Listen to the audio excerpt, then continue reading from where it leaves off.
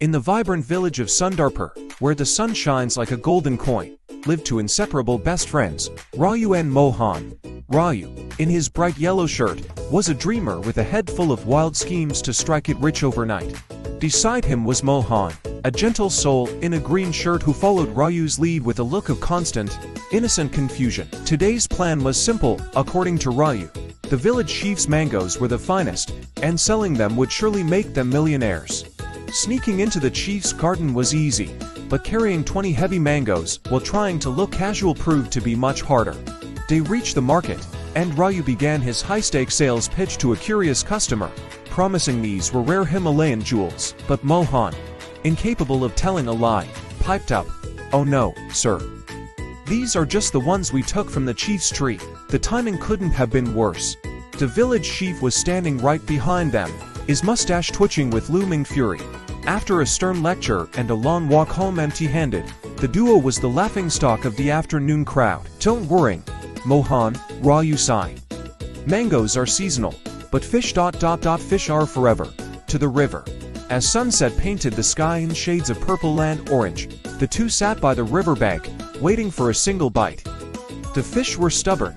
Mohan suggested that maybe the fish were sleeping and needed a wake-up song to get them moving. Mohan's singing was more of a loud, tuneless wail. Every fish in the river vanished instantly, creating a small tidal wave of escape. In his excitement, Mohan swung the rod so hard it flew out of his hands and sank right to the bottom of the murky depths. They walked home in the dark, tired and downed. Raju's dreams were bruised, but his spirit was miraculously still intact. The next morning, Raju discovered something that would change everything. An old, weathered paper map tucked inside a hollow log. "It's a treasure map, Mohan. Real gold. Forget mangoes and fish. We are going to be kings." The journey took them deep into the tangled forest. Raju insisted on going north, while Mohan was certain the map meant up. While debating the finer points of navigation, neither of them noticed the ground getting suspiciously soft beneath their feet. With a wet thwack, they both tumbled into a giant mud pit. They sat there, covered in brown sludge, staring at each other. Out of the shadows emerged an old hermit with a long white beard. He watched them with a knowing, gentle smile. "You seek the treasure?" the hermit asked. "Follow the path to the cave on the hill, but be warned. Gold is not always shiny." After a grueling climb, they reached the entrance of a dark, mysterious cave. Their hearts pounded with the hope of 1,000 riches. Inside, illuminated by a single shaft of moonlight, sat an old wooden box. This was at the moment that would change their lives. Raju threw the lid open, but instead of gold coins, he found a pair of old, worn-out shoes and a small, folded note. Mohan read the note aloud. "The true treasure is the friend who walked this path beside you. Everything else is just dust." They sat in the quiet cave for a long time. Raju realized that through all the failures, Mohan had never once left his side. "You know what, Mohan?" Raju said, standing up. "We don't need gold. We need a plan that actually makes people happy. Let's make tea." They returned to the village and spent days building a small, colorful tea stall using whatever wood and paint they could find.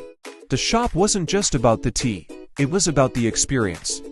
For every cup Mohan brewed, Raju told a hilariously bad joke. The villagers loved it, the laughter was contagious, and soon, their little stall became the most popular spot in Sundarpur. But success brings rivals. The town's established tea seller, a wealthy and jealous man, wasn't happy about the new competition. He challenged them to a great tea brew-off judged by the village chief himself. The loser would have to close their shop forever. On the day of the contest, disaster struck. In his nervousness, Mohan realized they had completely run out of white sugar. Thinking fast, Raju grabbed a block of raw jaggery from a nearby farmer. "Trust me, Mohan. It's a secret family recipe." The village chief took a sip of the rival's tea and nodded politely. Then, he tasted Raju and Mohan's jaggery tea. The chief's face broke into a massive grin. "This," he shouted. "This tea has the heart of the village in it." Raju and Mohan had won. The rival retreated, and the two friends celebrated with the biggest high-five the village had ever seen. As the months passed, the tea shop flourished. They used their profits to build a new well and help the village school. They realized the map was right after all. They had found a treasure far greater than any cave full of gold. Laughter, perseverance, and the kind of friendship that survives mango thefts and mud pits, that was their true legacy. Sundarper would always remember the two dreamers who turned a series of failures into a lifetime of shared success.